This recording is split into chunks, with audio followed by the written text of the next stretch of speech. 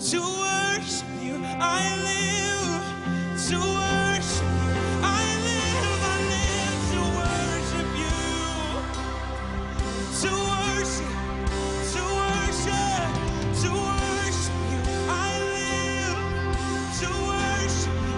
I live to worship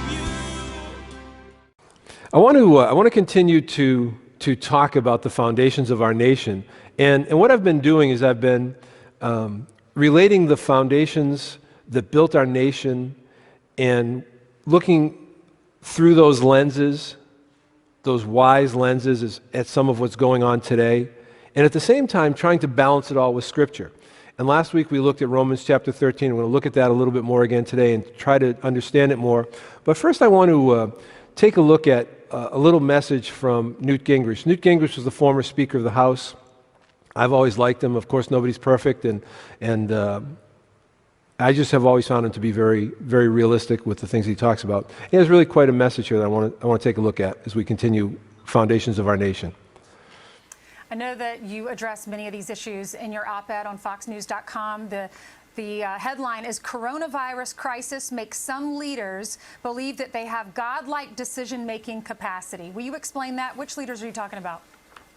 Well, one is the governor of Michigan, who issued this truly absurd executive order suggesting, for example, that you couldn't buy a child's seat, you couldn't buy seeds. So if you went to Walmart or you went to Home Depot, the area that sold seeds to plant in your backyard had a sign up that said it's illegal to buy these right now. Well, I mean, normal people thought, I mean, what is that all about? And if you look at the list, what you sort of get is that some, intern must have written it up because it makes so little sense. And I think that's an example. You had a mayor in Illinois who declared that she had the right to decide who could get food and who couldn't get food. I mean, the kind of things, Lord Acton warned us that power tends to corrupt, and absolute power corrupts absolutely. And you look around the country, one of the major responsibilities right after defeating the virus and restarting the economy, the third big effort is going to be take power back from the politicians, because you cannot allow them to decide that they're little petty gods who get to decide life and death for all the rest of us. Very powerful message from a man who was 2 heartbeats away from the presidency for quite a while. As the Speaker of the House of Representatives, if anything ever happened to the President or the Vice President, and the Vice President, he becomes the President of the United States. And so for him to be in a high position like that for a long time, and he's always been very high in the political consulting range at least, to actually say what he just said, that they've grabbed power that they never should have grabbed, and you better get it back before it's too late. That's basically what he said. So let's look at that a little bit. Let's look at Romans chapter 13. I'm going to give a quick read of it today. I want to look at verses 1 through 7. I'm just going to read them quickly here. We've read them before.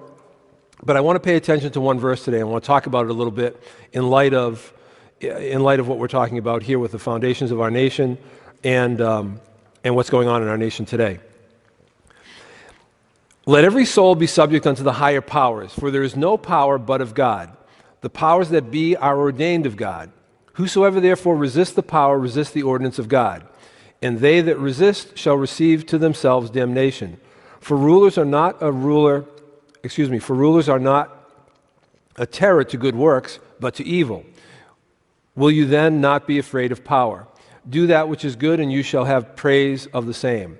For he is the minister of God to thee for good. But if you do that which is evil, be afraid, for he bears not the sword in vain. For he is the minister of God, a revenger to execute wrath upon him that does evil. Wherefore, you must needs be subject, not only for wrath, but also for conscience sake. For this cause pay ye tribute also.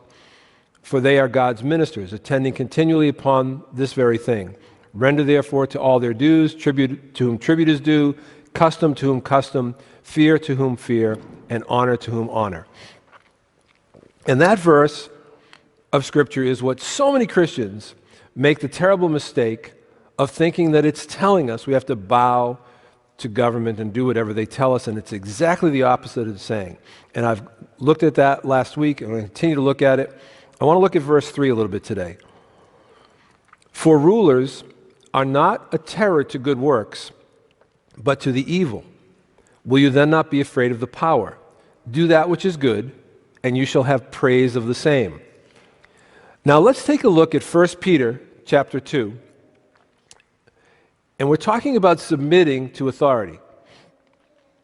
And we talked last week about how that's not talking about just giving a carte blanche submission to a leader because they are a leader. I want to explore that a little further today because you must be able to answer that. You must be able to understand that. You need to be able to explain that to other people because Christians have terribly misunderstood these verses. 1 Peter chapter 2, let's look at verse 13 and 14. Submit yourselves to every ordinance of man for the Lord's sake, whether it be to the king as supreme, or unto governors, as unto them that are sent by him for the punishment of evildoers, and for the praise of them that do well. So submission to who? What's this talking about? Now, a lot of Christians don't have any ready explanations for these two scriptures because if you look at them and understand them, the passages really stipulate the kind of government that Christians are to submit to. And those aren't the governments I see here on the earth today.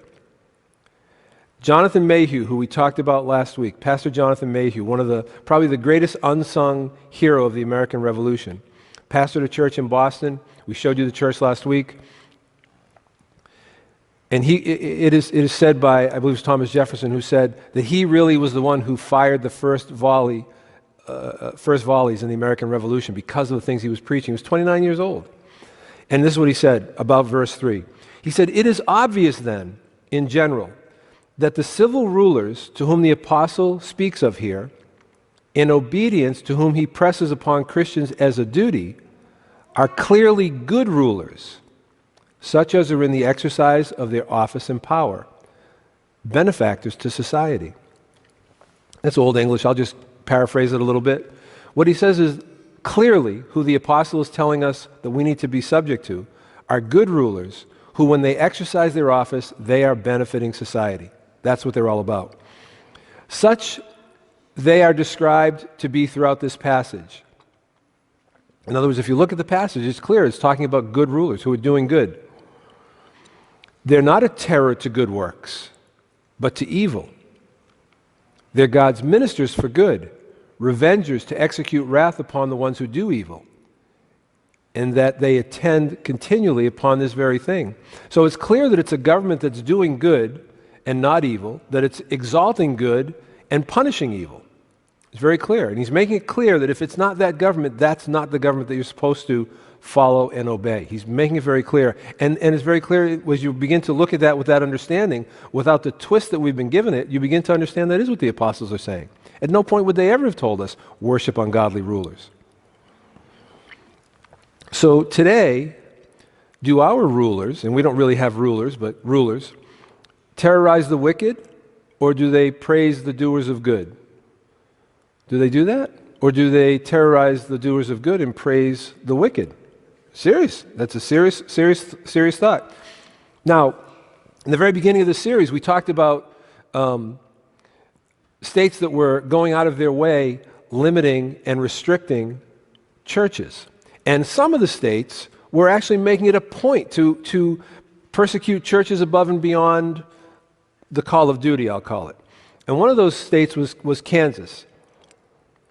And what I have said all along privately to people, and I may have even said it in the series, is that ultimately as this plays out in the courts, it will play out that the things we're saying are correct, and the powers that they've tried to grab, they don't have the authority to do. And that's the way it'll play out. But cases have to happen, and people have to be injured, quote unquote, to get the cases. And so here, just this last week, a federal judge blocked Kansas's limits on religious gatherings. And this came out of Topeka through the Associated Press. A federal judge on Saturday blocked Kansas from limiting attendance at in-person religious worship services or activities to 10 people or fewer to check the spread of coronavirus. Basically, he said, that judge says, you don't have the power to tell the churches anything. You can't restrict the churches. especially not if they're social distancing, which we've all recommended. And do I have the authority to say that or not? I don't know. But if they're doing that, why in the world are you trying to stop them? You don't have the authority to. You don't have the authority to tell them anything. And the judge's decision, Thursday, he filed a lawsuit. A lawsuit was filed by 2 churches and their pastors. And the unique thing about this was that the judge said it appears that the state is singling out the church for a specific prosecution. And some of what they said, I believe, was the churches couldn't meet, but if they had social service things going on there, they could use the churches for that. And it was just really going after the religious aspect of it.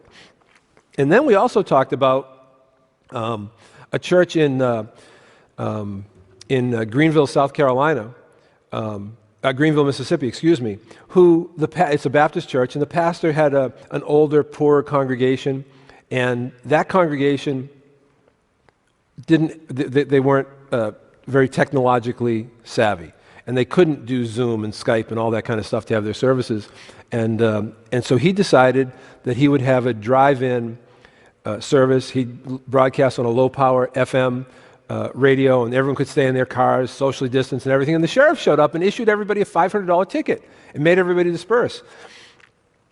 And what was unique about that was the right down the street, 400 yards away, was a Sonic. I don't know if we have too many Sonics around here, but it's like a drive-in hamburger place. And there were dozens and dozens of cars, and everybody was eating in their cars, and they weren't even as spread up far apart as the people in this church. And so when they heard what happened with the federal judge in Kansas, they dropped their suit against the church. And they canceled all the fines. Why? Because now you have a federal judge who has said to all of the states, no, you can't do this. You can't tell the churches anything. You don't have the authority to tell them anything. I want you to understand that. Understand the great authority we have as a church. Remember, I told you in the beginning, there's God who created man. Man decided to create a government with limited powers and then submit itself to it within the guidelines of those powers. Understand that. Very, very important. And these federal judges understood that and made it very clear. So if you look at the book of Acts, did the government praise Peter and John when they healed the lame man in the name of Jesus? Oh, no. Let's look at Acts chapter 4 for a second. And I want to read a bit of this here just to kind of set the stage. I'm going to race through it, not read the whole thing, so you can just kind of follow along as I speed read through it here. There's a couple points I want to make. You guys know the story, but I just want to get it sort of on the record here. And as they, Peter and John, spoke unto the people, the priests and the captains of the temple and the Sadducees came upon them, being grieved that they taught the people and preached through Jesus the resurrection from the dead. And they laid hands on them and put them in hold. Now, when the Sadducees and the Pharisees laid hands on you, that's different than we do here. That's not a good thing. Jump down a little bit. And it came to pass on the morrow that their rulers were gathered together at Jerusalem. And when they had set them in the midst, they asked, by what power or by what name have you done this? Then Peter, filled with the Holy Ghost, said unto them, you rulers of the people and elders of Israel. Now, I want you to understand something. They're talking in the church, but the church back then had been given civil authority by the Romans. I want you to understand that. They weren't just a religious church. They had been given civil authority, including authority to punish and to imprison.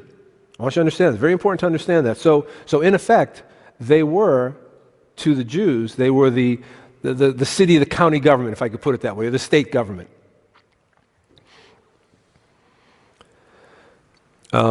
Ye rulers of the people and elders of Israel, said Peter, if we this day be examined of the good deed done to the impotent man, be it known unto all of you, that by the name of Jesus Christ of Nazareth, who you crucified, even by him does this man stand here before you whole. And beholding the man which was healed standing with them, they could say nothing against it. Yeah, kind of hard to talk against a miracle that's happened. Kind of hard to deny the facts. I'm sure Democrat. But when they had commanded them to go outside of the council, they conferred among themselves, saying, what shall we do to these men? For that indeed a notable miracle has been done by them is manifest to all that dwell in Jerusalem, and we can't deny it. And they called them and commanded that they speak not or teach in the name of Jesus.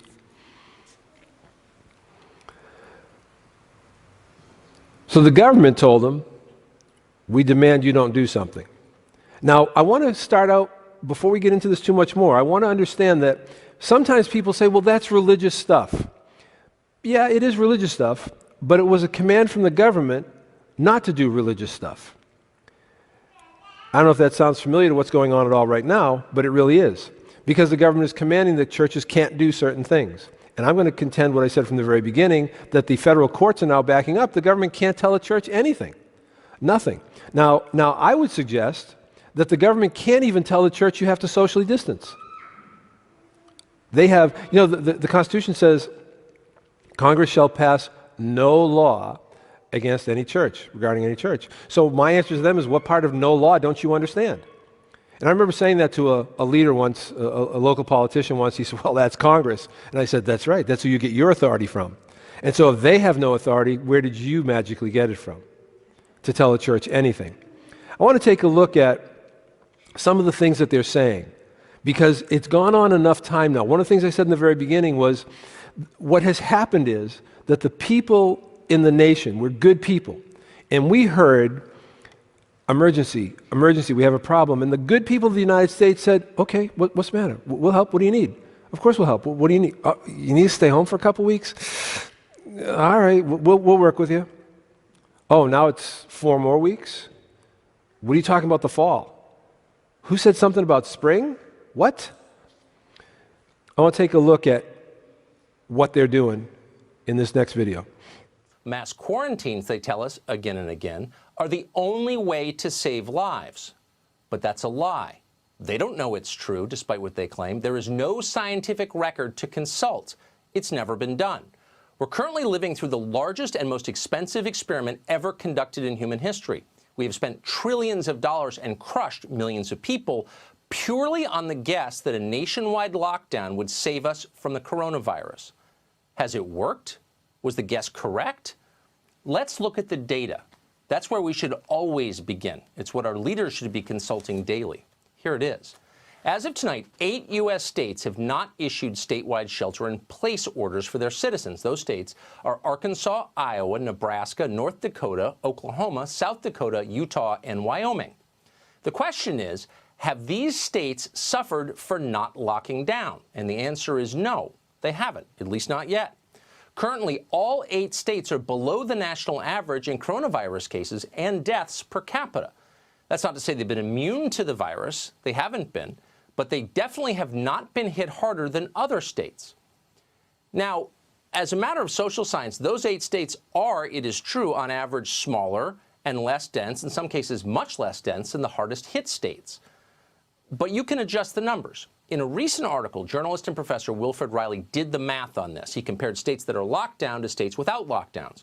He then performed statistical regressions that accounted for population, density, income levels, age, and racial diversity. He put his formulas right up there and challenged people to run the same numbers through those formulas or change them, come to a different conclusion if they could. No one has so far. Here's what he found. He found that a state's lockdown strategy had virtually no effect on how severe its outbreak of the Wuhan coronavirus was. Are you surprised by this? Maybe you shouldn't be. You can see the same trend at work in other countries. Sweden, most famously, has never locked down. Restaurants there have never closed. That country is still suffering from coronavirus, suffering more, in fact, than we are here in the U.S. But the country's epidemic appears to have peaked. And without locking down, Sweden, and this is the key, has fared far better than other European countries that did lock down. That includes Britain, Italy, Spain, Belgium. How can this be true? It seems to contravene everything we hear all day long. Lockdowns stop the virus. That's what they tell us, almost always at high volume and with maximum outrage and self-righteousness, daring us to disagree. But in fact, there's not much evidence that it's true. That's very important, because but we're supposed to listen to the experts. What experts? Nothing that they've said is played out correctly. None of their models have come true. Every single one of them has failed. Every single one of their models. They're the experts? I'm sorry. I'm going to stick by what I've said all along, that they have an agenda. And keep something else in mind. Now in our vocabulary here in the United States are words and phrases that we never, ever, ever knew before. Shelter in place. lockdown, social distancing, the new normal. These things have never been part of our vocabulary. Why? Because we always knew the government could not tell us those things, and we would never have put up with it. We would never have tolerated it. But when did they first do the lockdown? Anybody remember? It was recent. It was in Boston after the bombing at the marathon. And they had the Tsarnaev brothers cornered someplace, and the police department of the governor, whoever it was, announced, "I'm locking the city down." Now, I'm from that area, and I wasn't there. If I was, I would have gone driving all over the place, because they don't have the authority to do that. If you've got an active shooter situation in the area, of course you cordon it off for a couple blocks and make everybody safe. Of course, no one has a problem with that. You don't have the authority to lock down a city. And after they did that, the governor decided, gee, that was very convenient. Next time we have a snowstorm, I'm going to lock down the city. What in the world? How did that happen? It happened because they did it and nobody stopped them. Okay, we can't stop them in the middle of a police action. All right, I get that. That's fine. But where was everybody the day after? Calling them and saying, hey, wait a minute. What did you guys do? What was that all about? Who ordered that? And put them up on charges for that. No, you don't have the authority to do that. These are sacred things that you can never do. And once they do that, I really believe you can't trust them anymore, even a little bit. And what we're seeing right now is what a government-managed economy looks like. There's no great wisdom that they have. As a matter of fact, most of them, if you look at them, can't get out of their own way. Who has nice things to say about too many politicians at all? And now we're letting them direct all of the areas of our lives? This is why we don't have a government-managed economy. This is why we yield to the great wisdom that's in the marketplace. The marketplace has a great wisdom all of its own. Everybody seeking their own gains and benefits and not hurting anybody else, and somebody tries to hurt somebody else, and everybody's like, well, we're not going to deal with you anymore. And it has checks and balances all in it. There's great wisdom in the free market. There is no wisdom in a government-managed economy at all. So now let's look at Italy for a second, because this slide shows us something about Italy. This is about the death rate in Italy. If you can blow that up a little bit, please. 99. Now this came from Bloomberg News. Now, Bloomberg News is a respectable news organization, so I'm not quoting some radical thing off of an internet blog site or anything like that. Bloomberg is a credible news agency. And Bloomberg reported last week that 99% of all of the fatalities in Italy, where we heard so much about how horrible it was, all were people with pre-existing conditions. 48.5% of the people had 3 or more conditions. Over almost 26% had 2 other illnesses, and 25% had 1 other illness. Only 0.8%, less than 1% of the people had no other illnesses. And we're locking the world down because of this? And they expect everyone to stay in their homes? They floated a trial balloon. They said, no, we need everybody to stay there for 2 weeks. Once they had everyone's attention, once they'd scared everybody, they said, no, now it has to be another month. And now they're saying some states are closed until June. Other states have canceled their summers. Some are talking about, maybe we can get back to a new normal in the fall. And some are now saying the spring. And Dr. Fauci is saying that maybe we'll have a treatment by the spring because we can't possibly get a vaccine in less than 18 months. And I got news for you. There's no guarantee that they'd have one then either. There's still no AIDS vaccine. There's still no vaccine against the common cold. Not that vaccines are such a great thing anyway. And everybody's bowing to them. I'm not bowing to their lies, and I don't encourage any Christians to bow to their lives. Never, never, never, never. We know better. Let's go back to Acts chapter 4 for a second. For doing these good works that they were doing, Peter and John got arrested. Yeah, I mean, taking a crippled guy and healing him so that he gets up and walks. He's never walked since he was born. That's pretty good work, I would say. But he got arrested. They got arrested for that. They held in prison overnight, treated like criminals, ordered to desist from similar deeds in the future. How did they respond? Chapter 4, verse 19 and 20. But Peter and John answered and said unto them, whether it be right in the sight of God to hearken unto you more than unto God, you judge. But we cannot but speak the things that we have seen and heard. Well, we always take that in a religious perspective. But there's other things we've seen and heard. We're hearing from other experts. We're hearing from people who are practicing in clinics and hospitals and seeing results and saying, hey, this is nothing like we're being told.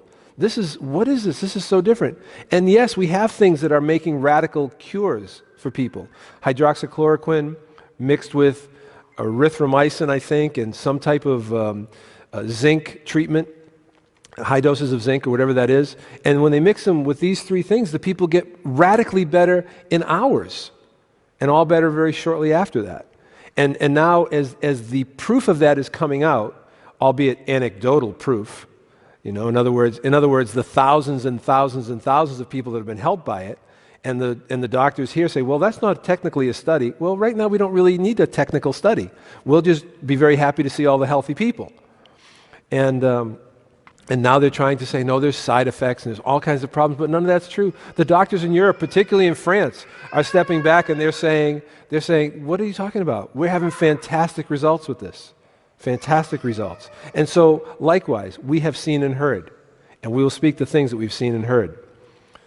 But even after that, they get abused more. Look down to verse 27. And when they, the rulers, had brought them, Peter and John and the other apostles, they set before them the council. They set them before the council, second time.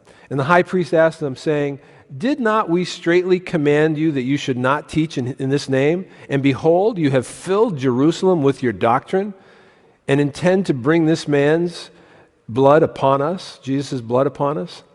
And when they had called the apostles and beaten them, they commanded them that they should not speak in the name of Jesus. So what did the apostles do when they were imprisoned and tried and even scourged? How'd they respond?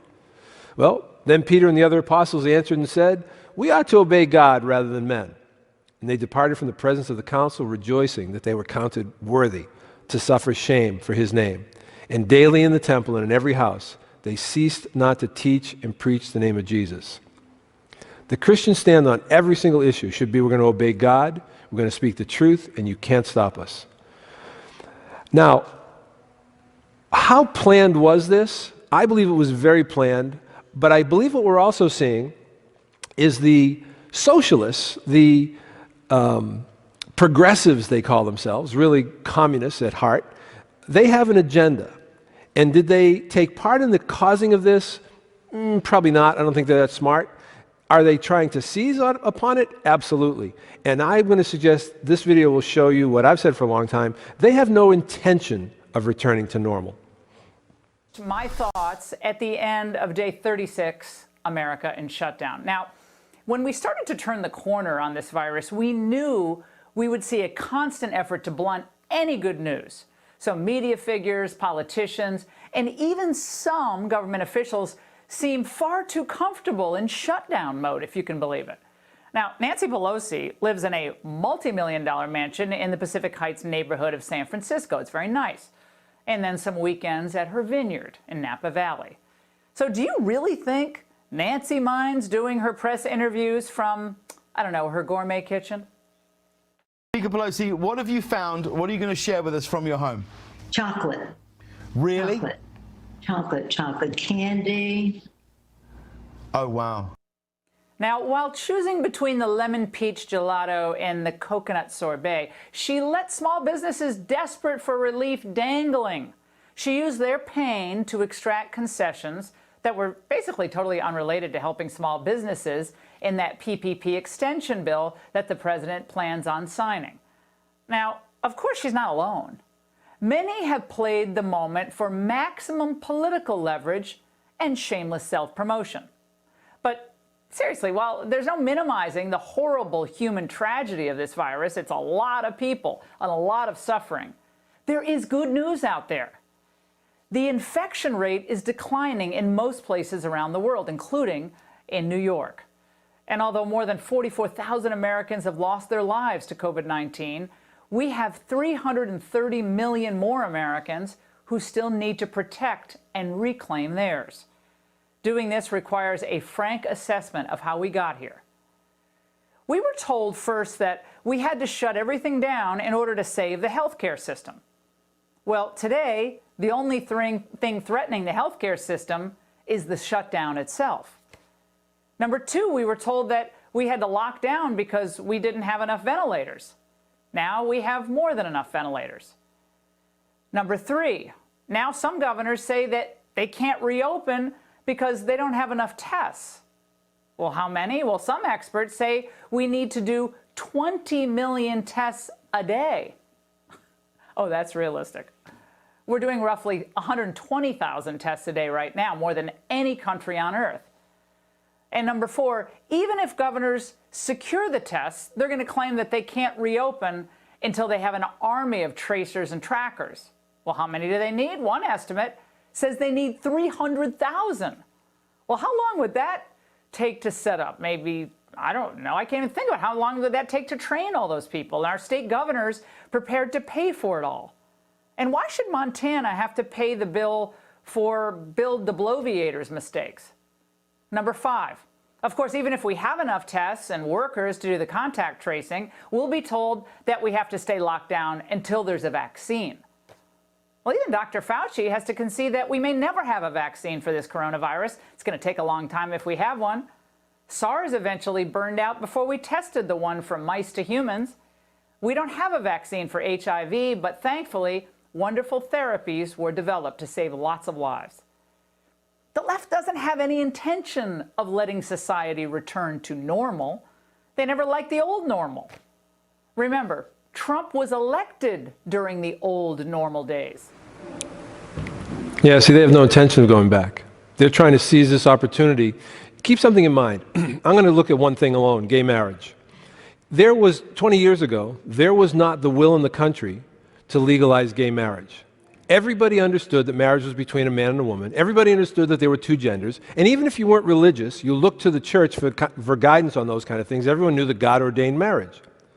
And so magically, the court decided that it had the power and authority to make a law, which it doesn't, but it did it through its ruling. And it then forced it down everybody's throat. And if you look at the various things that have happened that are outrageous over the last 20 years, they're all things that were forced down people's throats because the people did not want it. But now, 20 years later, everybody grew up and they think, well, of course gay marriage, isn't that the way it's supposed to be? Of course that's right. And you must be a hater if you think it's wrong, because they've been brainwashed into that. And so what they have a history of doing is using methods other than constitutional elections and decision-making processes to force things into people. And that's what they're trying to do here as well. But the Christian stand on absolutely every issue should be obedience to God rather than men. Now, if you look at modern governments today, not too many of them conform to God's standards of what a righteous government is supposed to be. And you can kind of judge that a little bit. Governments today try to curtail good and punish people who do good. And they try to promote evil. Like, for example, if you try to stop the murder of unborn infants, they're going to attack you. If you oppose ungodly financing of pornography or homosexuality or other abominations that they have going. I mean, some of you are too young to remember the artist Mapplethorpe. Why they call him an artist, I don't know. But he used federal funds to promote his art. Well, his art, he took a crucifix, submerged it in a jar of urine, put a cover on it, and called that art, and received hundreds of thousands or millions of dollars, I forget which it was, to be able to fund that exhibition all over the country as art. What in the world? If you protest against ungodly taxes or ungodly uses of money, they'll come after you. In a lot of states, if you homeschool your children without state approval, they'll come after you. A lot of states will attack you if you're using natural remedies. They'll take your kids away if you try to stand on that. So if these things are good, how come so many Americans who get involved with those activities end up having to fear government? Maybe there's an interest in standing in the way of any dissent from the people. Let's take a look at another video. So given all of this, it's not surprising and it's not unreasonable that some people would like to loosen the lockdowns. We've flattened the curve. Let's figure out how to resume our lives. That does not sound crazy because it's not crazy, unless you're the people in charge or their bodyguards in the media, in which case opinions like that are a dangerous threat to your power and must be stamped out immediately. Until recently, for example, some citizens have been using social media, Facebook, to organize demonstrations against the severe lockdowns they're currently living under. Expressing your views about the decisions that politicians make is protected under our Constitution. You could argue, in fact, it's the whole reason we have a Constitution in the first place. It's literally enshrined in the First Amendment, and for a reason. But Facebook doesn't care. Facebook doesn't recognize the U.S. Constitution. It doesn't recognize our country's centuries-old norms. As CEO Mark Zuckerberg explained on ABC, people who complain about the lockdown and organize others to do the same have been removed from the site for providing, quote, misinformation.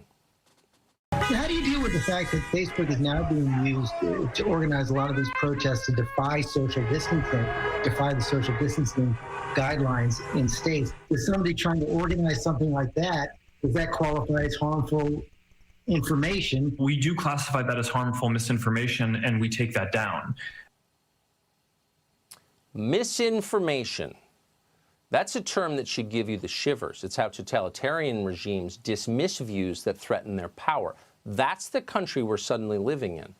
The state of New Jersey recently issued criminal charges against a woman called Kim Pagan. Her crime? Organizing a protest against the lockdown. In other words, she criticized the governor of New Jersey, so his employees had her arrested. Are you comfortable with that? Our leaders are comfortable with it. They applaud it. It makes life easier when your critics shut up and go to jail. They like that. In Elizabeth, New Jersey, the mayor there is using unmanned drones to spy on citizens and make certain they obey. That sounds like something they do in China. And they do. In fact, the drones are literally from China. They're made by a Chinese company called DJI. The company has donated them to 22 American states to control unruly voters. It seems obvious those drones must be sending data back to their masters in China. The Pentagon believes they are. They've banned their use. But the mayor of Elizabeth doesn't care. The drones are helping him consolidate his power. He's for them. Over in New York City, Mayor Bill de Blasio doesn't seem to have drones just yet. He may, but for now he's got the next best thing. 8 million potential snitches all working for him. De Blasio has ordered his citizens to spy on their neighbors and report their neighbors if they behave in unapproved ways. Needless to say, it should make you very nervous when politicians leverage your fear to make themselves more powerful. It ought to terrify you when they start arresting people for the crime of disagreeing with them. Our media exist to push back against these kinds of dangerous excesses. That's why we have the First Amendment. Are we watching a flu d'etat? The press ought to be asking that question. They should get to the bottom of it, but they're not.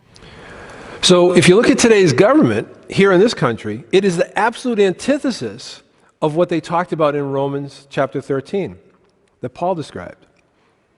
So the government power today is always praising and rewarding the workers of iniquity.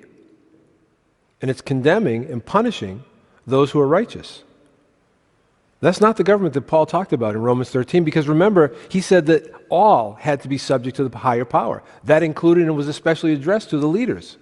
And we talked last week about how important that was and how many people understood that, including King James. And when they don't do that, when they instead reward unrighteousness and exalt it, and condemn and punish righteousness, they're condemned by God. Proverbs chapter 17, verse 15 is brief. You can write it down, but I'll read it to you. He that justifies the wicked and he that condemns the just, even they both are abominations to God. He has no patience with that whatsoever. So now, how out of touch are our leaders? Well, I'm going to go out on a little bit of a limb here, partly because I have a friendly audience, but partly because it needs to be said. Nancy Pelosi, it is a travesty that that woman is 2 heartbeats away from the presidency. There is no way she should ever be in that position. There's no way she should have been in Congress as long as she has been. And she is as out of touch a person as you could ever find. And she's sheltering in place, I guess, in her mansion or her vineyard in California. And everybody has talked about it, and they were very surprised when James Corden did an interview with her recently from her gourmet kitchen. And she pulled out the freezer and showed her $12 a pint ice cream, gourmet ice creams. And people were shocked that she had these 2 $12,000 refrigerators side by side. And my thought to everybody was, what did you think was inside that mansion? What did you think? I mean, what did you think was in there? A whole bunch of homeless people who she was trying to help and feed? Come on. Of course not. She has them living in the streets of downtown San Francisco, pooping on the sidewalks, getting upset with the business people because they're objecting to that. But let's take a look, because what she did gave the Trump candidacy the best political ad ever. Take a look at this video. We turn now to that $350 billion fund to help small businesses and its workers get through the shutdown. It will be up to Congress to restock it. But Democrats blocking that move this morning. They asked for $250 billion in 48 hours. I said, well, I don't think so. They objected, and I congratulate the Senate Democrats. Speaker Pelosi, what are you going to share with us from your home? Chocolate candy. Thousands have been forced to wait for hours at food banks all across the country. This is chocolate, and then we have some other chocolate here. We just got it restocked with the ice cream. You don't want to eat up everything all at one time. I can't do it much longer. I'm trying so hard. We were, shall we say, enjoying. Having to admit that, yeah, we're starving, and I like it better than anything else. Taping this segment, there are 22 million people out of work. This specific program is about stopping job losses today. This is hurting people bad. Other people in our family go for some other flavors, but right now it's survival move. You don't know where that next something else is going to come from. I don't know what I would have done if ice cream were not invented. I just wonder.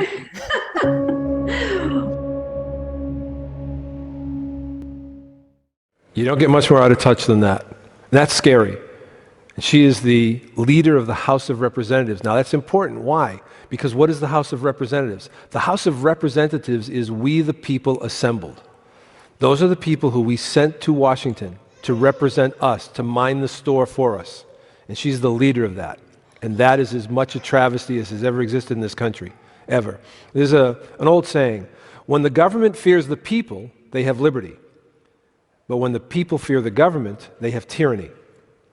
And right now, that's what's happening in our nation.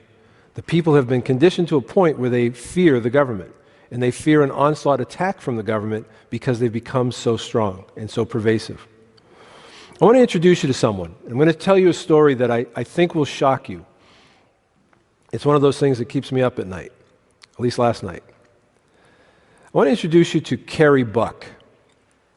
Now, Carrie Buck was born July 2nd, 1906, in Charlottesville, Virginia. She was raised by foster parents, John and Alice Dobbs, from the age of 3. In 1920, the authorities deemed that her biological mother, Emma Buck, was a, quote, low-grade moron. And she was promiscuous because she had a child out of wedlock. They then committed her to the Virginia State Colony for the feeble-minded and epileptics because she had a child out of wedlock. Now, I want to introduce you to someone else. This is Vivian Buck. And Vivian Buck was born in 1923. Carrie Buck, who I first introduced you to there, was 17 when she had a teenage pregnancy. And according to her, it happened because she was raped by Clarence Garland, the nephew of her foster parents. But believing that the pregnancy was an evidence of promiscuity and therefore feeble-mindedness, John and Alice Dobbs petitioned the court to have Buck committed, which it did in 1924. She remained in Charlottesville with a different foster family until the birth of her child, who you see there, Vivian.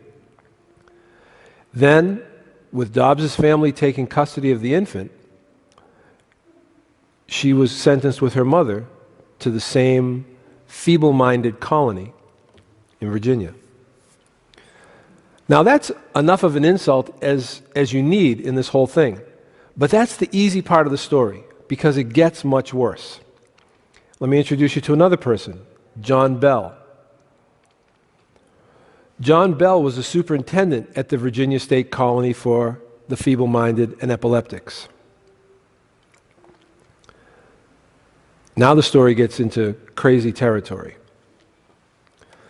Arthur Estabrook was a eugenics researcher who was sent to interview Buck and examine the infant. Now I've got to stop for a second and tell you again, what is eugenics?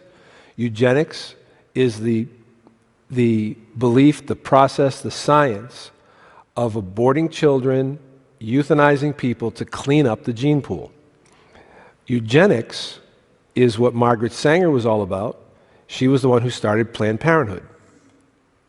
Okay? So understand that. Understand what the roots of all this are. And just pay attention to the words here. They're very important. So after Mr. Estabrook examined both of them, this is what he testified in court.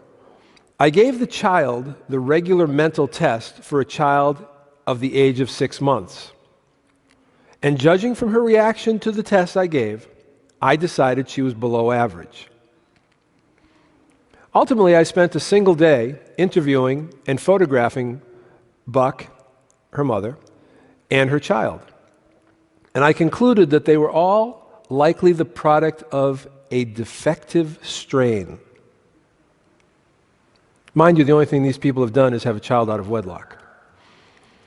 So the government, you know, the one that put her mother in a mental hospital because of a teenage pregnancy, and then put Carrie Buck into foster care, where she was abused and raped.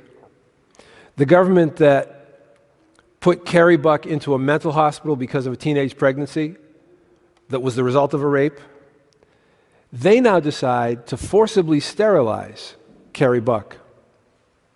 But don't worry, nothing like this could ever happen again, right? That could never happen again. That was in the 1920s. Let's take a look at some of what's going on in the country right now. I mean, right now. Consider the state of California, which was one of the first states to shut down. In a televised statement, Los Angeles Mayor Eric Garcetti bragged that his city was under his absolute personal control. And for that reason, the coronavirus would not spread there. Anyone who disobeyed him would be hunted down. That's literally the phrase Garcetti used. Watch this. This has really been marvelously embraced by 99.9% of people. We see it in the traffic data, we see it in the cell phone data, but we're going to hunt down that last 0.1% and say, you got to get inside, you got to cut it out, and you got to distance. We're going to hunt down people who are outside? They've spent years calling Donald Trump a fascist, if only. Garcetti, you may have just heard, brag that he was surveilling people's cars and tracking their cell phone use. But even that wasn't far enough for him. Garcetti also intentionally ruined city parks in Los Angeles just so that nobody could use them without his personal authorization. We saw this week, for instance, at the skate park at Venice Beach, and people were there, so we had to put sand into the skate park to make that unusable for now. When we come out of this, we'll clean that sand out. No modern political leader in this country has ever talked like this, ever. And yet suddenly in cities across the nation, so many of them are talking just like that. It's authoritarian. Has this new authoritarianism produced results apart from a surge of power for the politicians exercising it? Well, let's see. Again, to the numbers. A new study by researchers at USC, University of Southern California, tested large groups of people in Los Angeles County for coronavirus antibodies. They found that as of early April, up to 5.6% of the entire county had contracted the illness. That means up to 320,000 adults in Los Angeles apparently had already had it. At the time, the official number of infected people was about 8,000. City officials had no clue. They weren't even close. The virus had spread throughout a huge population right in the middle of the most restrictive quarantine in American history. What does that tell you? It tells you the lockdown didn't work. The question is, why exactly did it fail? And we don't know. We can only guess. Maybe people ignored the requirements of it, or maybe full enforcement of it was impossible, despite the fact they were tracking people's cars and cell phones. Or maybe forcing people to stay inside all day isn't actually a good way to contain a virus. Whatever the reason that it failed, it did. Our leaders guessed wrong. They claimed that a lockdown would halt the spread of the virus. It did not do that, not even close. And they need to admit that. And then we need to change our approach based on the science, not on their whims, on the numbers, on what we've learned. But we're not doing that. Public officials are instead, by and large, ignoring any evidence that indicts their policies, or critically, that might threaten their new and much-loved power. They don't want to know what the facts are. Indeed, some of them are even now, right now, promising even longer lockdowns, ones that extend maybe through the end of the summer, and even tougher punishments for those who disobey them. They're deploying drones to catch people who dare to go outside. Americans. This is insanity. It is definitely, and this cannot be stated emphatically enough, it is definitely not science. This is not science. It has nothing to do with the public's health, much less the broader public interest. This is instead what happens when mediocre people suddenly find themselves with godlike power, deciding who can go outside, when people can get married, which medical procedures you're allowed to have. That's a feeling of omnipotence, and they like that feeling. It fills an empty place inside. They don't want to give it up. They want it to last forever, even as the country dies. But it can't last forever because it's not their country. It's ours. It's ours. And this is what a government-managed economy looks like. This is what a government management looks like. Facts don't matter. What do we want? We're just going to grab for things. But there has to be a remedy, right? Well, let's go back to Mr. Bell and Ms. Buck. In a long article in the Atlantic Monthly in April 1875, Oliver Wendell Holmes Sr. argued that crime can be shown to run in the blood. 2 years later, the sociologist Richard Dugdale published a book called The Jukes, a study in crime, pauperism, poverty, disease, and heredity. He argued that heredity, while not the only cause, was one of the most important causes of crime. So there was great enthusiasm for eugenics at that time, and it was promoted by the progressive movement. Oh, where have we heard that term before? They assumed that they could improve society through laws that encouraged better human behavior. But they loved the whole eugenics thing, and their assumptions suggested that such reforms were futile. But the progressives nevertheless embraced this new field, seduced by its modern scientific connotations. Eugenists believed that African Americans, American Indians, poor people, criminals, prostitutes, and alcoholics all suffered from inferior genes.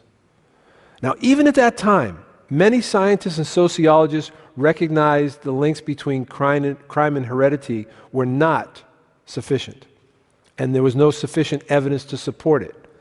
But still, despite the science, because of the politics, a number of states moved quickly to pass sterilization laws. You see, there's nothing different than what's going on right now. They authorized medical procedures that, quote, tend to the mental and physical betterment of some patients. Well, certainly there has to be a remedy for all this. There's got to be one, right? I want to introduce you to the son of Oliver Wendell Holmes Sr. It was Oliver Wendell Holmes Jr. He sat on the Supreme Court. And finally, Ms. Buck got some legal help after the sterilization. In the case called Buck versus Bell, John Bell was the head of the institution that she was kept at, was brought to the Supreme Court. And Oliver Wendell Holmes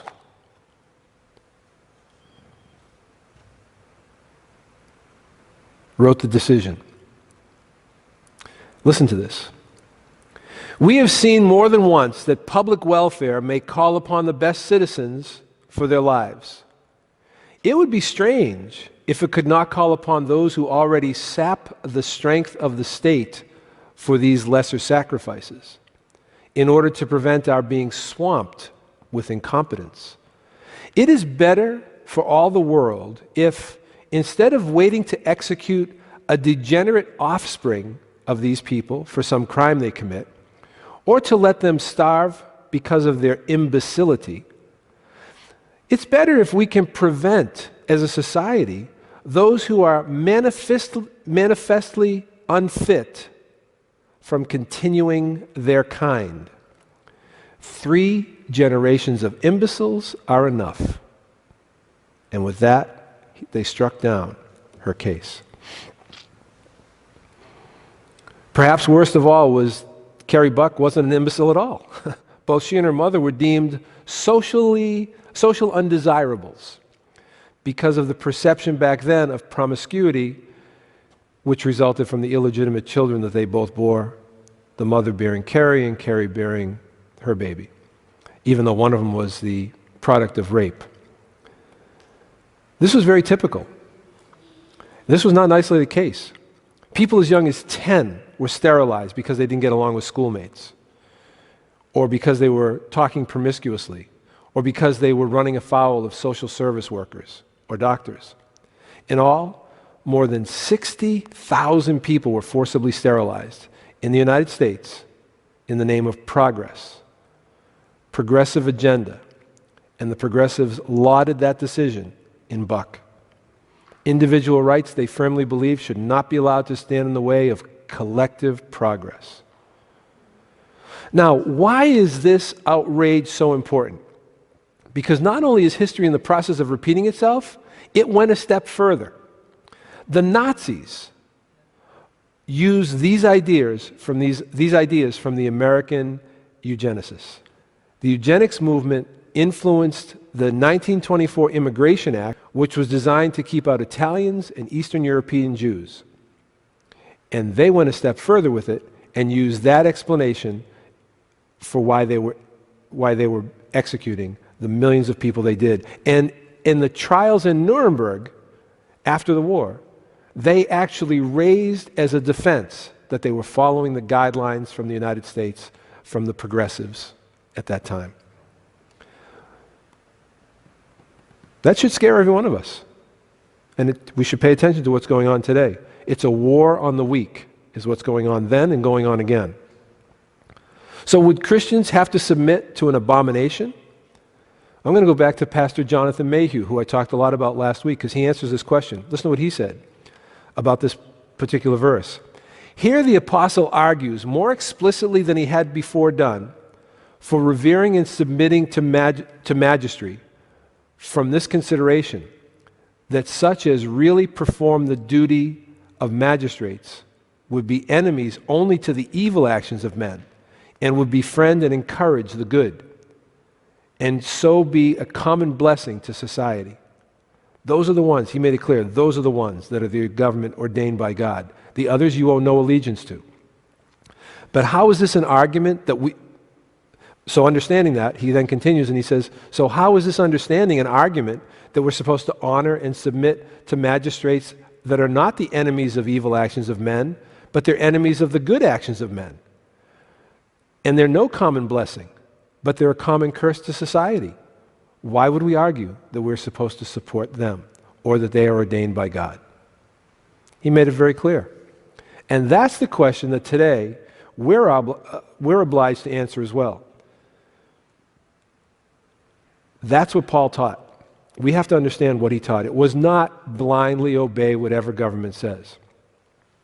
So I want to go a step further as I kind of bring this to a close here. In the very beginning of this series, in the message entitled The Dark Side of the Coronavirus, I talked about this being a globalist agenda. And I still believe that, without question. And I've seen enough evidence. And I'm going to show you a little bit more in a minute here. But I still believe that that is what's behind all this. But clearly, something worked through China. Now, was China duped somehow and accidentally unleashed this to the world? I kind of doubt that, knowing what I've come to learn about China. Is China involved with the global elite, working hand in hand? I don't really think that either because of what I know about the global elite. But something definitely went on. So what happens, what do we do as a nation if we find out that China really was either behind this or a major player in this? And keep in mind that China's ultimate goal is global domination. That's their goal. And they have a history, I talked before, about poisoning populations to then take control. So what if we find out that this was actually something they were very involved in?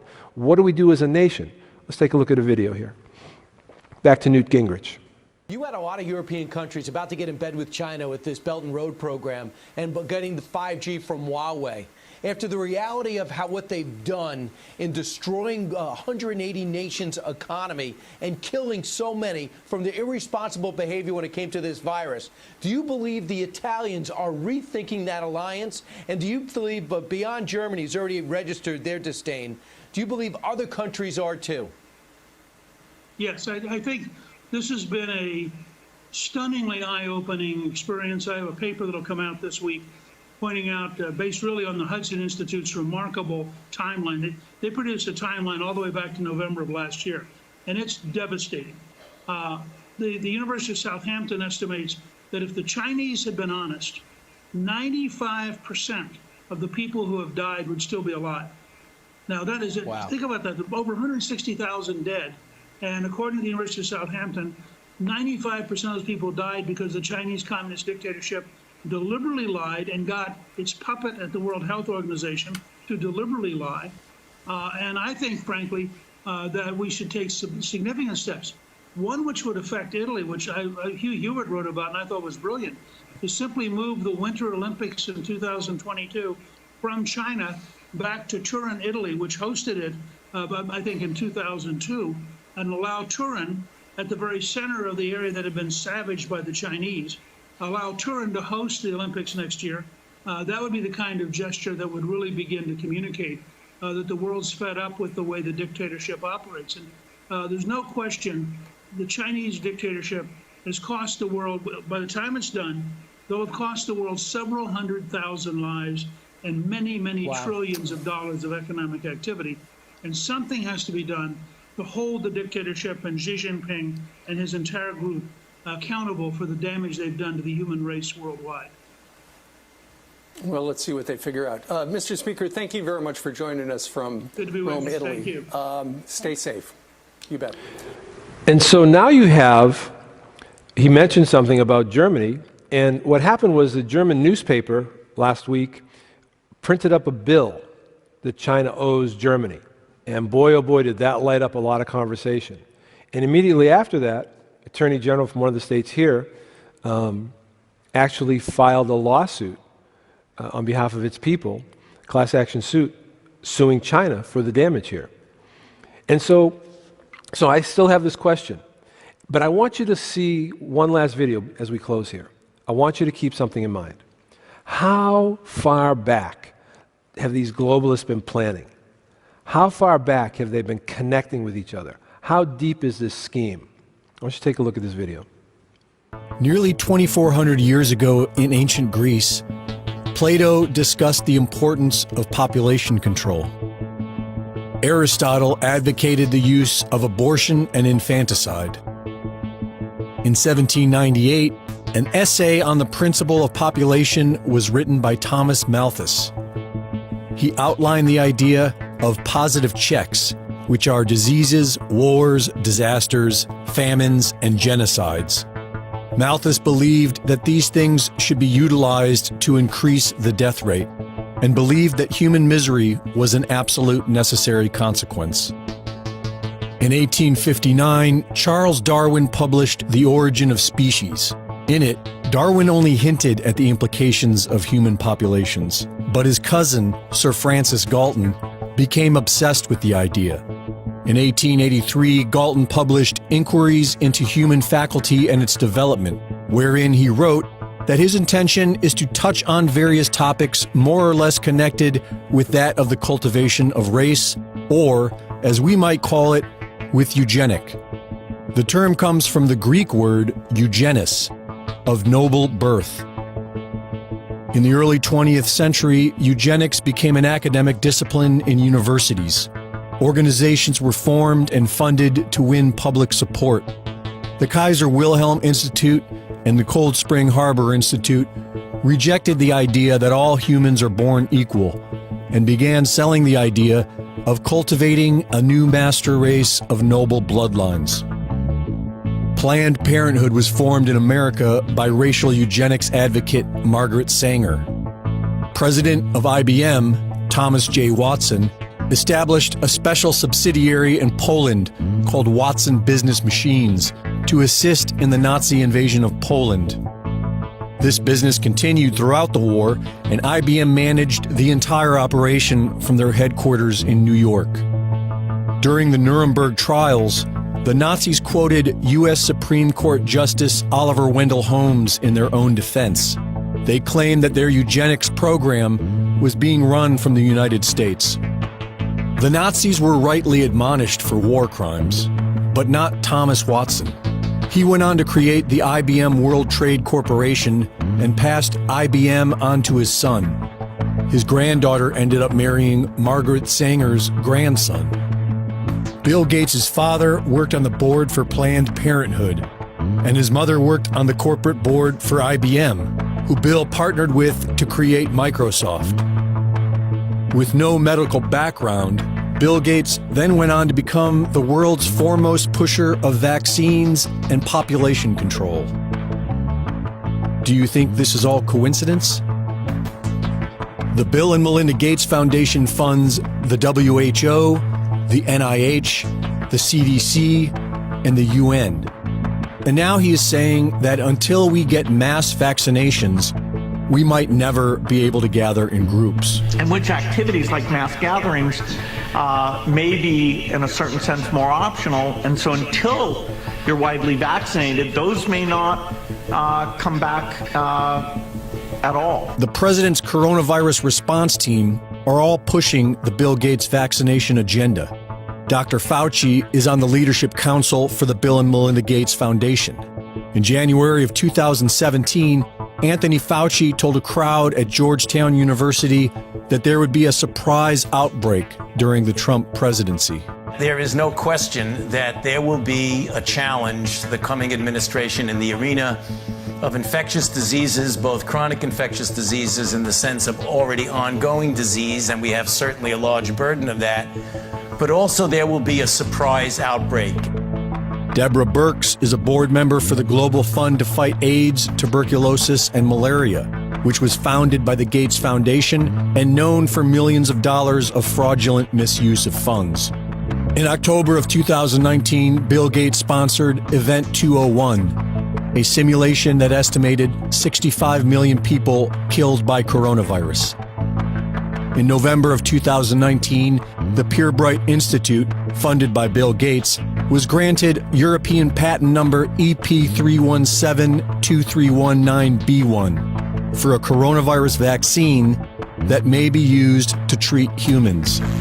Today, Dr. Fauci says the virus will keep coming back, and he says the ultimate game changer will be a new vaccine.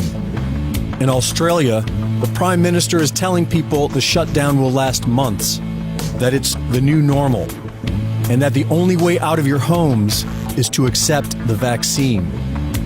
There is no proof that vaccines are the answer. In fact, the CDC admitted in federal court that it does not have studies to support the claim that vaccines do not cause autism.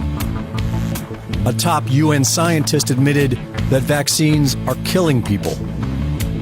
It is time to do some hard thinking. Will you allow your government to impose forced vaccinations? All very real, all very sobering. If you wait until the very end to resist, it'll be too late. You won't have the will, and we won't have the strength to stand against them. Alone we're nothing, together we're a force. The recent orders to everyone has to wear masks, it isn't just everyone has to wear masks. You have to wear masks if you can't socially distance, but immediately all the stores pick that up and say, oh, you have to have a mask to come in. I was out with my wife the other day, we went into a store, and of course I wouldn't wear a mask. And the guy was like, oh, you can't come in here without a mask. That's the law. I said, it's not the law. The law is if I can't socially distance, and it looks like we're about 10 feet apart. So I walked into the store. We didn't buy anything, but as we were leaving, I heard him very upset about the fact that someone had challenged him. He was talking with someone else. He said, well, I won't sell to someone who doesn't have a mask on. I just won't even sell to them. And that troubled me a little bit. So I'm like, gee, how do you get around that? Because I said to you last week that the masks really remind me of the Star of David that the Jewish people were forced to wear as Hitler was rising to power and taking over Europe and Poland. They were forced to wear the Star of David on their arms. And yes, that's different, but it's the same thing. Who's the compliant slave? Who's the compliant slave that'll do whatever we say, except what the master says? And that's what I really see those masks as, especially when you realize that at the very beginning of this thing, they were chiding people because they were wearing masks. Don't wear masks. You're taking away from the people who need them. It doesn't stop the spread of the virus anyway. That's what they all said. Now all of a sudden they're saying just put underwear over your face or something because you need a mask, even though it doesn't do any good. That's what they said for the longest time. No science behind it whatsoever. So I refused to do it. But I could see getting into a problem in a store, and the Lord gave me something. And this is it. 1 Corinthians chapter 11, verse 7. For a man indeed ought not to cover his head, for as much as he is the image and glory of God. Well, then I went a little further and I looked up in the dictionary. Head, it's a noun.